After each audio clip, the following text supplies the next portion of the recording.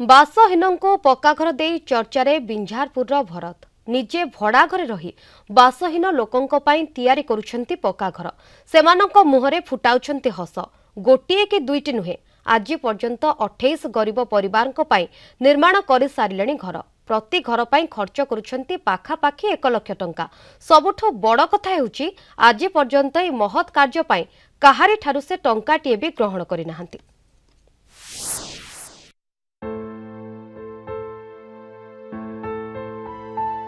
अभावी मनीष मुहरे हस देखिले भरत भाई छाती कुंडे मोट। बासहीन को घर जोगाइबारे जाजपुर जिला बिंझारपुर ब्लॉक आउरी पंचायतर डिहकुला गाँवर भरत भाई भारी खुशी। परकु साहाय्य करिवार निशा आज तांकु देइछि स्वतंत्र परिचय। आज पर्यंत से अनेक बासहीन परिवार निज उपार्जन रे घर निर्माण करि सारिलेनी। हैरान होती वर्षा पवन मूषा आघात साप रही पानी दौड़ुनी या घर को ता घर को मत घर खंडे देते शांति रही से कबाट झलका सब नगे फैन देवे आम के शांति रही से बात्या पवन आसिले साई पड़ी भल मंद डाकिले बुड़ी की नहीं घरे सुरक्षा दिखती आला कथा आमर जो भरत बाबू से आपण घर खंडे बुड़ी की देले देकी जाऊ बुढ़ी टिके आश्रय नेला। अवहेलित असहाय गरीब लोकंक पई आज पर्यंत 28टी घर निर्माण कर सारिलेनी भरत। एही अभियान जारी रखिबाकू निष्पत्ति नैछंती से।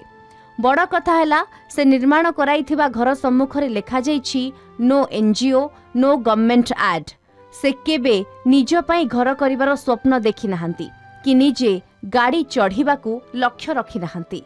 साइकेल चलाउथुबा भरत निजर समस्त उपार्जित अर्थ घर करने असमर्थ परिवार विनियोग करुछंती। आमर मनीष माने हेले मो मतरे से माने चलती भगवान आमर जो आगु रही मानव सेवा माधव सेवा मु सेई मंत्र अनुप्राणित एवं उत्कलमणि गोपबंधु दास को नीति आदर्श लक्ष्य कार्यवली अनुप्राणित से घर ना गुड़िया देइछि गोपबंधु कुटीर।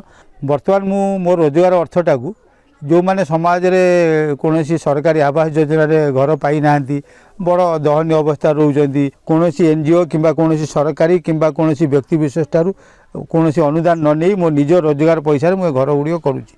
वर्तमान सुधा 28टी घर दे साइलेनी एवं आगामी दिन में मध्य मु जते दिन जाय रोजगार सक्षम रही से घर करी चलिबी।